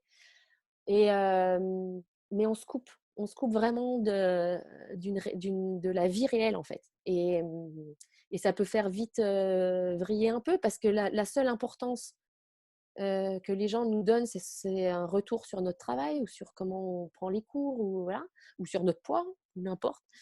Et ça devient tout le problème. Ça devient notre vie, notre problème. Et moi, je sais que ce qui m'a énormément aidée, c'était de savoir que, parce que j'avais gardé mes copains de ma ville natale, j'avais des lettres à l'époque, parce qu'il n'y avait pas trop de portable, des lettres que je recevais quasi toutes les semaines d'eux, et parce que j'ai toujours des amis très proches là-bas, et moi, ça m'aidait à me dire, non mais attends, ouais, j'ai eu une mauvaise journée, oui, elle m'a dit ça, oui, non, non, non, mais c'est pas grave, parce que j'ai ma vie, enfin, il y a des gens, ils vivent d'autres choses dans d'autres milieux, de rester connecté en fait à ce. Et dans Black Swan, je ne me rappelle plus trop, mais il me semblait que, enfin, de ce que je me rappelle, c'était vraiment qu'elle vrille, quoi. Et ouais, dans ces milieux, de toute façon, dans l'art en général, quand on est imprégné par sa passion et tout ça, on peut vite s'isoler. Et je pense que c'est toujours bon de reconnecter avec le réel, quoi, avec la vraie vie. D'ailleurs, on voit bien en ce moment tout ce qui se passe, on voit qu'on est vraiment connecté au vivant, quoi. Donc, il faut vraiment pas oublier ça. Et que la vie d'une personne peut nous ruiner, mais en fait, il faut vraiment toujours relativiser beaucoup, beaucoup, beaucoup dans ces milieux-là. Voilà. Alors justement, on va parler de relativisation. Euh, Ouais. il y a des questions sur la discipline de la danse en Mm. général de Clément. Je les réunis toutes en même temps parce que je pense Ils se sont rejoignent. vraies. La première question, Mm. c'est est-ce que les pointes sont aussi douloureuses qu'on le dit? Et si oui, pourquoi continuer à le faire? Mm. La deuxième question, c'est est-ce qu'il existe des risques physiques sérieux à pratiquer la danse pendant autant d'années? Et enfin, la dernière question, c'est sur le dopage dans le milieu de la danse. Est-ce que ça existe autant que dans d'autres disciplines sportives? Ok. Alors, la première question, les pointes, non? Alors, les pointes, ça fait mal. Mais évidemment que ça fait mal parce qu'en fait, c'est un chausson qui est entouré de bois. Donc, et c'est hyper dur. Et que quand en général, on commence les pointes vers 11-12 ans. Quand on a un pied tout tendre de petite fille de 11-12 ans et qu'il faut mettre les pieds dans un truc qui est hyper dur et qu'il faut monter, on rappe, on fait des ampoules. Il y a aussi des profs qui sont pas toujours très sérieux et qui mettent les pointes encore avant ça, quand les os n'ont pas eu fini vraiment de faire leur croissance. Et du coup, ben, on a des oignons derrière le pouce vrille. Euh, donc évidemment, oui, c'est pas forcément une partie de plaisir. Moi, je sais que personnellement, j'aime pas ça, j'aime pas les pointes. C'est pas du tout quelque chose qui m'a. Mais je sais aussi avoir des collègues qui aiment ça. Même dans la compagnie dans laquelle je suis, ça peut être une vraie partie de plaisir à partir du moment où on commence à avoir une certaine aisance. Et puis maintenant, il y a des protections en silicone qui font qu'on a quand même moins. Avant, moi, j'avais du coton cardé. Enfin, voilà, je me rappelle quand même avoir les pieds en sang. Euh, alors bon, bah, et puis oui, mais oui, mais en même temps, alors on a une ampoule et puis ça veut dire qu'on fait plus de pointes pendant 4 jours. Alors les autres continuent à faire des pointes, mais pas soi. Donc, et puis une ampoule, ça met je sais pas combien de temps à se remettre. Puis on va en refaire une autre. Donc on est obligé de redanser sur la douleur. Moi, ça vraiment, je me rappelle de ça. J'aimerais pas y retourner, hein, vraiment. Mais après, voilà, ça fait partie du métier. Et je sais qu'il y en a qui l'ont moins vécu d'une façon. Enfin, moi, j'ai jamais aimé ça. Donc, j'ai du mal à être très objective sur la pointe. Et pourquoi on continue à le faire? Parce que déjà, il y en a qui en ont moins souffert aussi. Et puis, et ça nous permet un mouvement qui est quand même différent que si on est sur demi-pointe. Il y a des choses qu'on fait sur pointe qu'on ne peut pas faire sur demi-pointe. Et ouais, moi aussi, je me pose des fois la question pourquoi on a encore des pointes. Mais bon, pour être objective un petit peu, non, il y a tout un répertoire qui est là. et qui nécessitent les pointes. Et puis, il y a tellement de choses qu'on peut faire sur pointe qui sont très belles. Et puis, à nouveau, quand on est professionnel, et ben, on arrive à… Mais après, je pense, voilà, c'est vraiment, je pense, c'est le moment de l'apprentissage qu'on se fait vraiment mal aux pieds. Après, on a mal, on a des ampoules, mais on sait les gérer. Puis, voilà. Et puis, en milieu pro, on peut peut-être dire, mais attends, moi, aujourd'hui, je ne fais pas trop la parce que là, j'ai le pied, ça ne va pas, mais demain, machin. Puis, avec l'âge aussi, les pieds sont moins tendres qu'à 11 ans. Donc, on a moins mal. Donc, voilà. Après, il y a une question d'habitude et puis ça se fait bien. Mais voilà. Donc, ça, c'est les pointes. Après, je ne sais plus, il y avait… Ah oui, est-ce qu'on peut avoir des problèmes sérieux avec la Ouais, danse? c'est ça, les risques Alors, physiques, ouais. moi, je dirais que non. Alors, à nouveau, il y a une énorme responsabilité du professeur parce qu'évidemment, j'en ai pas parlé tout à l'heure, mais quand moi, j'ai eu une super prof qui m'a fait comprendre qu'en fait, même la danse classique, il fallait juste être en fonction de son corps et pas vouloir une sorte de stéréotype avec des fesses rentrées, le ventre rentré et puis tout ça, tout ça. Et là, on bloque tout et en fait, on a nos courbes. La colonne vertébrale, elle a des ondulations. Il faut les respecter. Et que, bien sûr, il y aura des gens qui seront plus cambrés que d'autres. La danse va permettre, je pense, de corriger certains problèmes, même. Par exemple, quelqu'un qui est trop cambré, on va peut-être, sans vouloir le redresser pour qu'il soit comme une règle, mais on va essayer de lui dire peut-être de renforcer ses abdos et tout ça. Donc, je pense que pour le dos, les genoux, pour plein de choses, ça peut être très bien. Après, évidemment, c'est comme un sport à haut niveau. Il y a des choses qui usent le corps. Euh, voilà, on s'use. Moi, je touche du bois, ça fait 17 ans de je danse, enfin, en tant que professionnelle, et je n'ai jamais eu de problème physique. J'ai jamais été arrêtée pour un problème. Alors oui, des fois, je vais avoir un peu mal à la hanche, mais voilà, comme quelqu'un de 36 ans peut avoir mal à la hanche, mais ça m'empêche pas de danser, ça m'empêche pas de marcher, ça m'empêche pas de… Il n'y a rien qui… Mais c'est vrai qu'après, on peut se faire mal. Des fois, ça peut être un faux mouvement. Les garçons, sur les porter, en portant une fille, on peut mal atterrir d'un saut, bim, se faire une cheville. On peut se faire des ligaments croisés aussi parce qu'on réatterrit mal, parce que le genou vrille, parce que ça, c'est complètement possible. Après, moi, je dirais que la discipline, la danse, moi, j'ai 2 filles qui ont 6 et 4 ans, enfin 7 et 5 bientôt, et je sais que la danse pour moi, ça je leur en fais faire, il y en a les 2 en font, bon à un niveau voilà, mais pour moi, c'est important aussi pour, un maintien à tout ça. Et parce que c'est pas, je pense, c'est pas comme la gymnastique. Moi, j'ai fait de la gymnastique où là, on pousse à l'extrême, on pousse vraiment le corps à l'extrême. Moi, la danse, je l'ai pas vécu comme ça. Je l'ai vécu comme quelque chose où on est quand même à l'écoute de ses limites. À nouveau, les profs ont des responsabilités là-dedans, hein, je dis pas, mais on peut vraiment gérer une carrière de danseuse en ayant ses limites et sans vouloir pousser et se détruire, quoi. Moi, j'avais pas forcément des facilités de souplesse, par exemple, mais j'ai fait avec le corps que j'avais, quoi. Et alors, je suis pas la plus souple, mais ça m'a pas empêché de danser. Voilà. Et par rapport à la souplesse, je crois qu'il y avait ça dans la question. Il n'y en avait pas une question par rapport à la souplesse. Je crois que la souplesse, de toute façon, c'est comme Christelle, ouais. ouais, c'est comme le cardio, ça se travaille. La souplesse, ça se travaille. Du moment où on arrête de le travailler, on la perd. Mais du moment où on la retravaille, ça se reprend. Et c'est comme le stamina, c'est comme tout ça. C'est à partir du moment où… Bon, alors il y en a qui sont plus souples que d'autres à la base, mais ça se travaille, la souplesse. Et à nouveau, pour être danseur, bien sûr, il faut être souple un minimum, mais je veux dire, c'est pas… pour moi, ça fait pas partie des grandes qualités de danseur.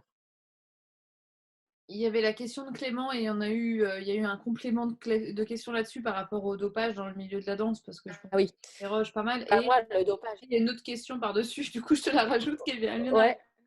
Charles qui demande si le fait que la nicotine serait la drogue des danseurs contre le stress est un mythe ou non. Et ouais, alors, par rapport au dopage, moi, j'en ai jamais vu. J'en ai jamais vu de ma vie. J'ai circulé devant moi, non. Non, clairement. Alors après, peut-être je suis au pays des bisounours, peut-être que voilà, je sais pas. Mais je sais qu'un temps, les danseurs pouvaient prendre de la coke. Alors ça, c'était dans les années pour se donner de l'énergie pour les spectacles. Mais alors, moi, ça, j'ai jamais vu, clairement, hein. et je dirais que non, les gens font attention à eux. Ils ont une hygiène de vie correcte, mais ils sont à l'écoute de leur corps en général. C'est-à-dire que voilà, si il n'y a pas de, on essaye. En plus, maintenant, je trouve que les gens font vraiment plus attention, vont beaucoup dans les plantes ou tout ça pour se guérir, des huiles aussi sur le corps et tout ça. Donc ça reste assez doux. Après, ouais, non, le dopage, j'en ai jamais vu. Et attends, c'était quoi ce que tu me disais, Sarah, par rapport Par à rapport quoi à la d'autre? Ah, la nicotine, nicotine. ouais. Eh bah oui, alors c'est vrai, moi je sais que j'ai jamais fumé de ma vie, mais je sais que il y a énormément de danseurs qui fument. Et les gens en général, ils hallucinent. Ah bon? Ouais, je sais pas trop quoi répondre à ça parce que je sais pas pourquoi il y a autant de, je sais pas. Peut-être est-ce que c'est dû au fait ils ont quitté le cocon. J'en sais rien parce que je me dis les gens, il y a des gamins qui fument tôt et pourtant ils sont dans leur famille jusqu'à tard.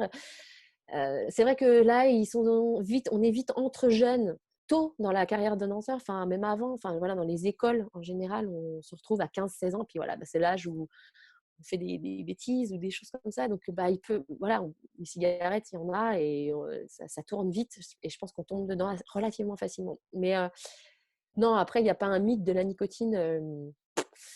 Non, non.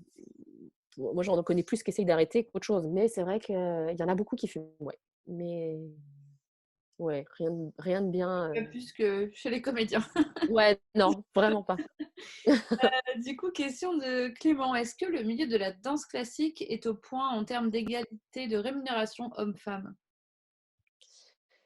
Danse classique, je crois que oui. Je voudrais pas m'avancer parce que moi, à nouveau, j'en sais rien, mais je suis pas à l'Opéra de Paris. À l'Opéra de Paris, ouais, non, si. Je pense que, par exemple, nous, clairement, dans notre compagnie, alors c'est pas la compagnie classique, mais bon, voilà, d'origine classique quand même, et ben, on a tous, enfin, on a la seule différence, c'est l'ancienneté. Après, qu'on soit homme-femme, on a le même salaire. Quand j'arrive en 6e année, on touche tous le même salaire. Donc, c'est pas, il y a une, ouais, c'est pareil. Ok, excuse-moi si tu entends des bruits, c'est mon chat qui vient de m'attaquer, donc tu risques d'entendre des moments, J'ai pas entendu. des alertes directes comme des autres. Alors du coup, Charles demande qu'est-ce que la pratique professionnelle de la danse t'apporte dans ta vie en dehors de ton métier? Et y a-t-il à l'inverse des choses que tu ne peux pas te permettre, que tu dois sacrifier à cause des impératifs de ton art? Alors, ce que la danse me permet, moi, je dirais que ce qu'elle m'a le plus permis, c'est de me connaître. Donc ça, c'est via la danse, mais elle me permet je pense qu'avec la scène et tout ça, on a un rapport aux autres qui est assez, je sais pas comment expliquer.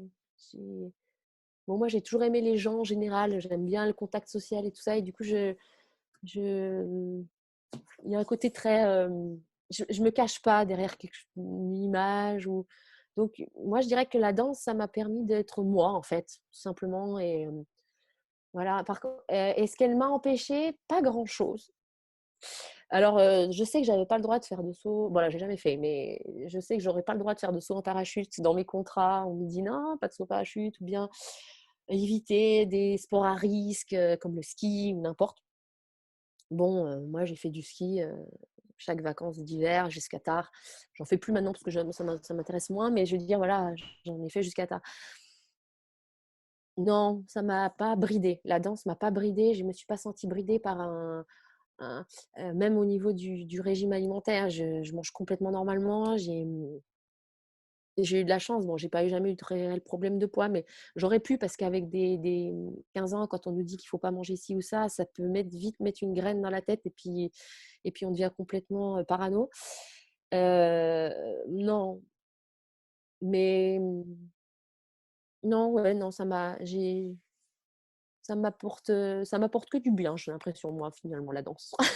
Bon, je verrai ça à 80 ans quand je devrais peut-être remplacer mes jambes ou mes hanches, j'en sais rien. Je dirais, bah non, j'ai dit des conneries. Mais non, globalement, je me sens pas bridée par la danse, pas du tout. Alors oui, je pense qu'il pensait particulièrement au sacrifice en fait physique. dont on a vent quand on n'est pas dans ce milieu-là directement, mais c'est vrai que ça fait tellement milieu, tu sais, un peu très, très compliqué d'un point de vue discipline que du coup on se dit, voilà, il y a forcément des sacrifices, quoi. Je pense que c'était ça. Mais en fait, ça allait plus ou moins. En fait, effectivement, il y a une réelle discipline dans la danse quand on l'apprend et quand on. Mais moi, je fais. Il y a vraiment cette idée-là chez les gens et je l'entends, hein. Alors moi, je ne l'ai pas du tout vécu comme ça, mais c'est vrai, je ne vais pas la nier, elle est là, la discipline. Elle est là. Je veux dire, on doit être coiffé, gamine, on doit être coiffé, pas de cheveux qui dépassent. Non, non. Alors, il y a un côté très. Mais après, moi, je me disais, mon frère, il a fait du judo pendant je sais pas combien d'années et il n'arrivait pas avec un kimono en vrac. Et je pense qu'à partir du moment où on fait un métier, j'allais dire un peu quel qu'il soit, et qu'on le fait avec le en tout cas dans le milieu artistique sûr, et puis dans d'autres milieux, je pense, si on veut le faire bien, il faut un minimum de rigueur, quoi. Il faut un minimum d'attention à ce qu'on fait et de règles qu'on s'impose aussi. Mais moi, pour moi, ces règles-là, elles m'ont libérée au final. Il y avait un côté très. Moi, je ne l'ai pas vécu comme une souffrance que de me dire tous les jours, il faut que je me fasse un chignon, il faut que je mette des pointes, il faut que je me mette mon collant de danse, il faut que. Euh, j'ai pas vécu comme ça. Après, j'entends hein, des fois, mais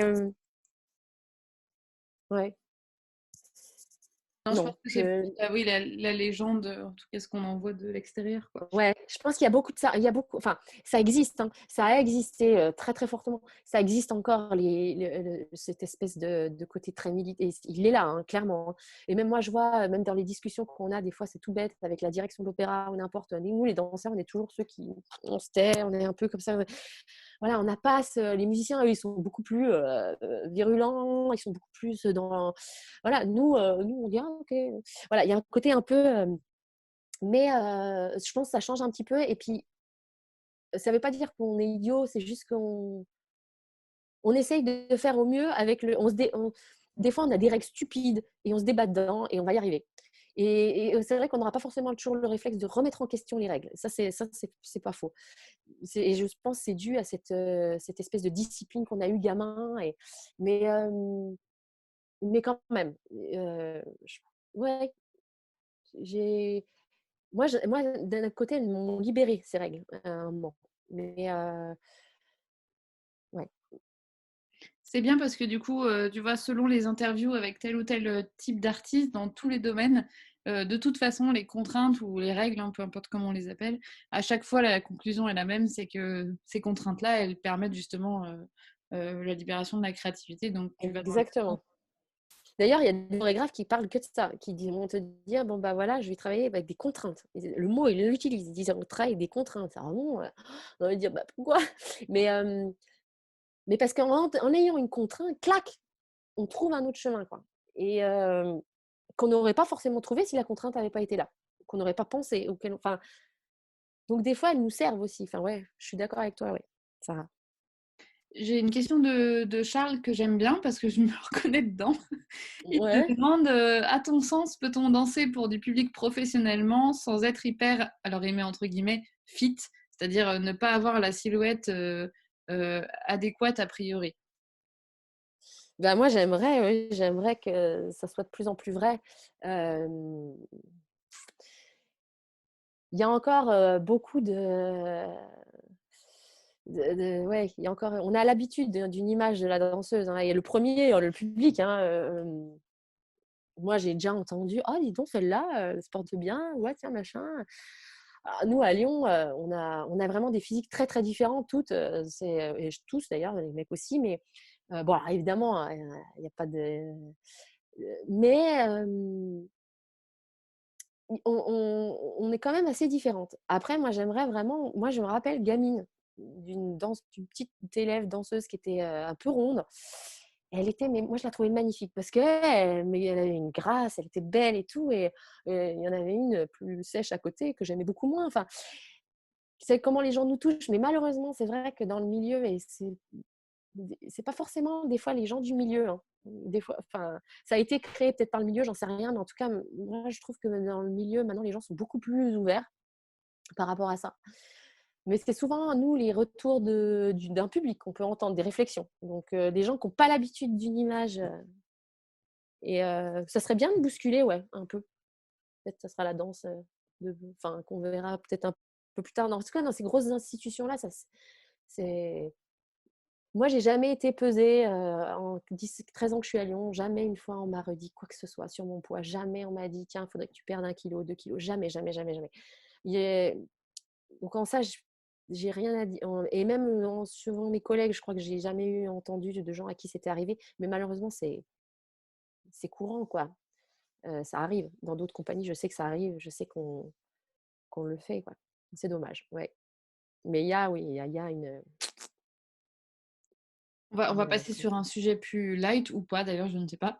ouais. Question d'Enzo, quelle place laisses-tu? Alors ça, j'aime bien parce que du coup, Bruno, qui doit pas être loin, pour ceux qui connaissent pas Bruno, il est comédien, donc Bruno va se sentir concerné. Quelle place laisses-tu à l'histoire, au travail, en amont, sur le personnage que tu incarnes quand tu danses, par rapport à ce que tu peux ressentir sur le moment? Rentres-tu à vide sur scène ou bien as-tu un univers, des circonstances données, un personnage avant d'entrer en scène? Alors ça, je pense que c'est plus vrai quand on fait des chorégraphies à histoire. Nous, on est beaucoup plus dans l'abstrait. Donc, il y a non, moi je dirais qu'effectivement, assez vide. Moi, j'aime bien être vide, et me laisser aller à ce que j'ai sur le moment. Parce que j'ai remarqué que si je m'imposais un état, je vais être frustrée ou parce que je vais pas forcément avoir cet état-là ce jour-là. Et donc en fait non, il y a pas, on parle très très peu de personnages chez nous. Ça existe, enfin, on ne parle pas de personnages. Enfin en tout cas dans le répertoire qu'on a ici à Lyon, on, on va nous dire ton duo avec machin ou par exemple, là, il y avait une pièce qui s'appelait Petite Mort. Donc, Petite Mort, c'est l'orgasme, en fait, que le chorégraphe a voulu exprimer, c'est la petite mort. Et donc, tout le ballet est fait de duo, mec-fille. Et à aucun moment, il nous a parlé de ça. Enfin, bien sûr, c'est évocateur. Les duos sont faits, c'était évoqué. Mais à aucun moment on ne dit à ce moment-là, je voudrais que tu me représentes ça. Ou à ce moment-là, je voudrais que tu fasses comme si. Jamais. Jamais, jamais, jamais. Les pas sont là pour que le public comprenne, ou non d'ailleurs. Il n'y a même pas nécessairement un but derrière. Mais pour laisser une émotion, en fait, on va dire. Une émotion. Et nous, on est via les pas et aussi avec le partenaire, on a un ressenti qui est sur l'instant. Moi, je sais que j'aime vraiment arriver en scène en me disant je sais pas ce qui va se passer et on verra. Parce que 10 minutes avant de rentrer en scène, je peux être dans un état d'excitation, de trop bien. Et je sais pas pourquoi, à un moment, juste avant, il y a une sorte de et puis, je sais pas, de plat ou inversement. Je peux être 10 minutes avant très comme ça, me dire bon, voilà, oh, ce soir, j'ai pas envie. Nanana. Puis juste avant, je sais pas pourquoi. Donc en fait, si je prévois trop à l'avance ce que je veux faire passer, ça marche pas. Donc, enfin, en tout cas, c'est mon expérience à moi, hein. Mais non, j'essaie vraiment de faire abstraction et de me dire au moment où je ferai les pas, on verra ce qui sortira. Et en général, c'est là où j'ai le plus ressenti de choses au final. Alors du coup, tu te rends compte qu'il est 20h, hein, ça fait 1h30, donc c'est bien parce qu'il il reste trois questions. Du coup, bon, on va essayer d'aller assez vite parce qu'il y a Aurélie qui arrive à 20h15 pour prendre la suite, mais c'est bien, soirée danse. Ouais, Euh, ouais. Clément me demande, voilà, j'ai un souvenir très étonné de danseurs ne comprenant pas un béjart aux indications très nébuleuses. Les indications d'un chorégraphe ou d'une chorégraphe sont-elles toujours compréhensibles et sinon, comment fait-on? Ouais, non, elles sont pas toujours compréhensibles. C'est vrai, hein. Moi, j'ai déjà remarqué ça. Même nous, hein. Alors, il y a des chorégraphes qui veulent pas forcément. D'ailleurs, la plupart, ils transmettent très peu sur leur idée de base de pourquoi ils font telle ou telle création. Il y en a qui le font. Et moi, j'aime bien en général parce que je comprends certaines choses, ou en tout cas, je l'interprète encore d'une autre manière. Enfin, je sais pas, ça peut m'aider. Mais des fois, non, et c'est vrai que des fois, dans les petits livrets, ils expliquent, voilà, il a voulu dire ça, et puis les gens ne comprennent pas forcément, n'y voient pas le… Mais moi, souvent, ce que je remarque, c'est que les gens sont en demande de sens. C'est assez hallucinant, c'est que les gens ne se disent pas, quand ils vont voir un spectacle, ils ont besoin de comprendre, quoi. Il faut comprendre pourquoi il y a eu ça. Tiens, pourquoi. Ils ne se laissent pas aller à dire, ah ben, à se laisser faire, et puis dire, ah tiens, ouais, voilà, ah, ça m'a fait penser à ça, moi.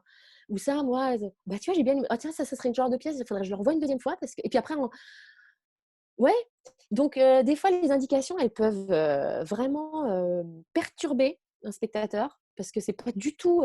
ou alors il comprend pas déjà de base et puis en plus, ce qu'il voit, ça n'a rien à voir. Enfin, il comprend pas. Des fois, ça aide. Il y en a voilà, qui sont en quête de sens, d'autres qui ne le sont absolument pas. Je dirais que c'est assez… ça dépend un peu des gens quand même. Moi, je sais que j'aime bien… un peu comme dans les films, des fois, j'aime bien aller au ciné et puis pas savoir ce que je vais voir en fait. J'y vais, je veux même pas savoir le thème, l'idée du film, j'y vais.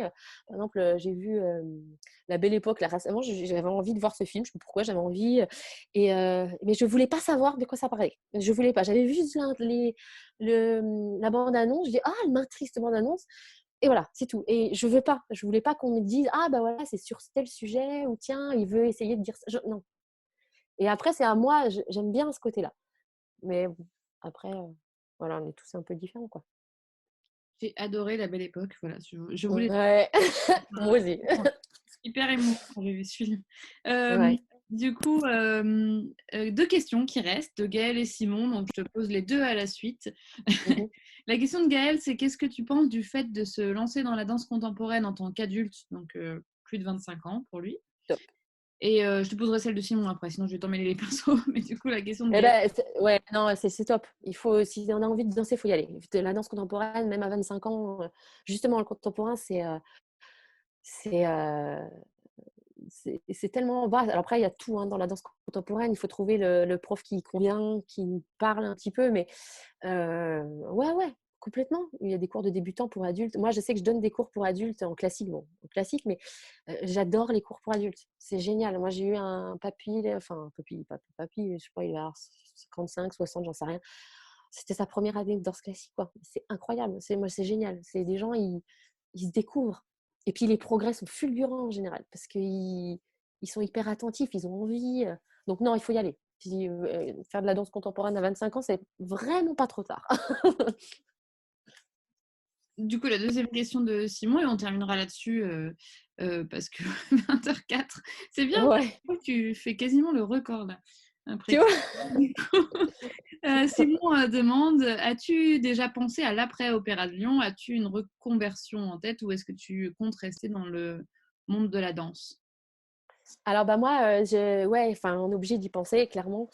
Moi, j'avais fait un bilan de compétences il y a 4 ans parce que vraiment, je voulais changer de milieu. J'ai dit non, moi, la danse, c'est bon, j'ai fait et je veux changer. Et en fait, à l'issue de ce bilan, je me suis rendu compte que ça allait être compliqué pour moi finalement de m'extraire de ce milieu parce que en fait, j'avais compris que j'avais énormément accumulé de savoir-faire et que du coup, ben, il fallait que je l'utilise et parce que je suis maman de 2 enfants et je peux pas me remettre dans des études de 5 ans. Donc, il faut quand même que je gagne un petit peu ma vie normalement. Enfin voilà, mais donc non. Après, ces 4 ans-là, je me suis rendu compte que oui, j'allais sûrement devenir prof, comme tout ça, mais je suis hyper intéressée par tout ce qui est naturopathie. Donc, j'aimerais bien faire une formation en naturopathie. Et puis après, voir sur quoi si ça il y aura du débouché ou non, si je m'en servirai ou non, j'en sais rien. Et aussi, avec mon mari, on est dans la permaculture. Alors, donc on fait de la permaculture. Peut-être à terme, on vendra nos tomates au village, je sais pas. Non, je j'ai pas trop de plans. Pour le moment, je sais juste que je vais utiliser mon bagage pour sortir du circuit professionnel. Je vais utiliser le bagage de la danse et on verra où ça me mènera. Sur le moment. On va agir sur le moment. J'ai hâte Voilà. j'ai hâte d'acheter les tomates Munda. Ah ouais. Ah, elles sont bonnes. En tout cas, merci beaucoup, Coco. Tu vois, on a Ouais, passé non, merci à combien toi. de temps là? Une heure, plus 1h35. Donc, Ouais, tu vois, ben donc, euh, qui aurait cru? Ah bah, oui, tu vois, je t'avais prévenu. Ouais. Ah, c'est génial, on va enchaîner avec Aurélie. Merci, ouais, tu l'embrasses bien. Oui, Merci, Sarah. merci à toi surtout. Et à très Ouais, vite, j'espère. Merci ça marche, pour merci. tout À savoir. toi. À très Merci, vite. ciao. Gros Bye. bisous, ciao tout le monde. Bye. Bye. Bye.